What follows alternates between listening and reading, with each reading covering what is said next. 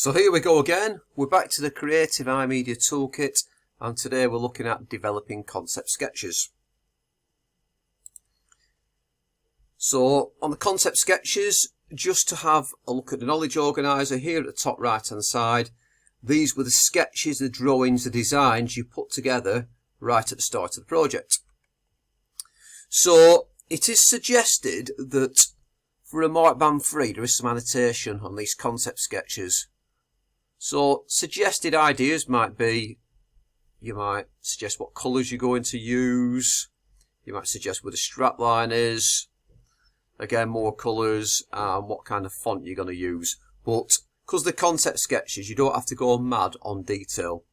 However, you don't just have to annotate these. You could write the annotation on the sheet, you could scan it in and annotate on PowerPoint like this, or there is another way of doing things which I'm going to show you now. So just to remind you, this is from the OCR candidate suggested work, moving up to markband free. These could include more use of suggested key phrases and statements from the client, in addition to a wider range of different ideas. Annotations of the ideas would help, such as options for the use of colour in each of the ideas.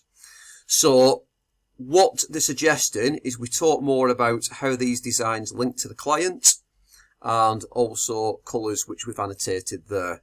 But what I'm going to show you in the next couple of tutorials is how to put these designs together on PowerPoint, and also on how to annotate and justify your design choices. And at that point you can quite easily push yourself into the top markband. So if you look at this concept sketch here, it's taken me about 5 or 10 minutes to put one together on PowerPoint. Now you might say that's a waste of time. What's the point of doing that? There's two reasons. Reason number one is that the colours can easily be identified on this, so it avoids annotation, so it saves you time in that respect. Number two, if you actually chose this design, you can actually copy and paste parts of this design into some vector-based graphic packages like Inkscape, and then it vectorizes. And if you don't know what vector and bitmaps are, I have another video tutorial which talks about those. But basically, logos are meant to be made with vector graphics, which are straight lines and shapes. And if you copy like this straight line into a package like Inkscape, it turns it into a vector line, and it gives you a starting point for making your logo in that specific software. So it's a really, really good idea to do this, what I'm going to show you now. I'll show you how quick it can be.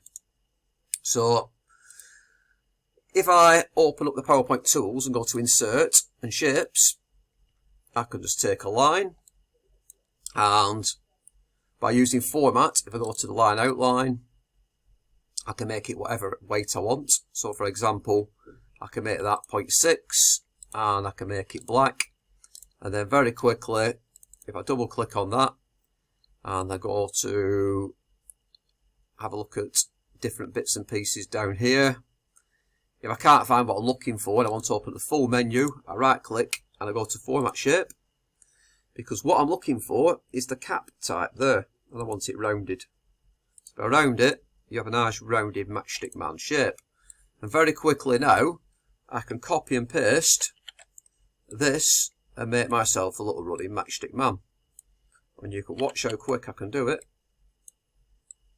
I mean, obviously it's not going to be perfect, but you'll get the general idea of how I'll put this together. And all of a sudden, things start coming together nicely. And the beauty of this as well is the whole point of visual identity and logos, as it says in the course specification, is it's all about using things like shapes, identifying shapes, symbols, and then mixing them together with text. And this does the job perfectly. Whoops, I don't like the way his leg is there, so I'm going to adjust it. All of a sudden, you can start putting these characters together. Try and do this fast now so we can move on to the next section. So very quickly there, I've got myself a running man, which I'm quite happy with. He's got a bit of a big foot, so I'll sort it out. And then, obviously, I can get a circle for his head. I can actually use the format painter. If I click on this, and go to Home and use the Format Painter. Click on this. If I want to fill it in as well, I'll just go to Shape Fill. And there you have a little running man. Not perfect, but you get the general idea. And then, obviously, to put the shapes together, you can just use a box like that. Double click on it. Have no fill. Increase your shape outline. You get the general idea where I'm going with this.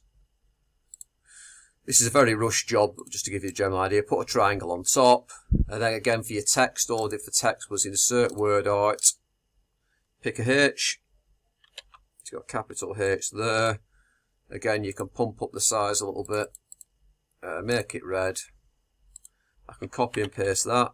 Change the second one to an F. All of a sudden, your visual identity should be coming together nicely like that. That's a very, very rush version of events.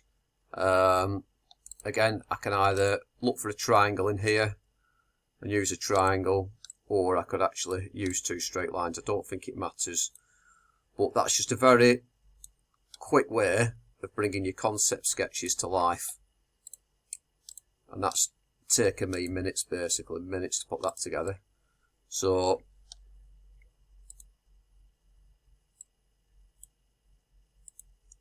that's the little tip for you. So once you've done that, that concept sketch is now ultra annotated in, not by words, but we've actually put the colours and put it together as a basic version on PowerPoint. On the next video tutorial, and I suggest you watch this one next, it will show you how to justify and annotate your concept sketches. And I've got 3 examples of a bottom mark band, a middle mark band, and a top mark band. So I'll leave you there.